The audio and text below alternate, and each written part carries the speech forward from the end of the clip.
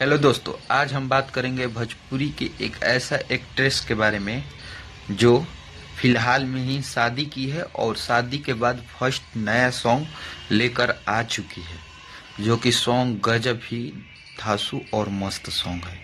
भोजपुरी का एक साक्षात क्वीन एक्ट्रेस करने जाने वाली आस्था सिंह के बारे में आज हम बात करेंगे। आस्था सिंह का जो कि आज से 8 दिन पहले शादी हुआ, जो कि शादी रचाई और तुरंत 8 दिन बाद फिर एक सॉन्ग लेकर आ चुकी है। शादी के बाद फर्स्ट सॉन्ग आस्था सिंह, जो कि अरविंद अकेला कल्लू के साथ लेकर आई है ये सॉन्ग। सॉन्ग का नाम है कौना रंगदार के हो।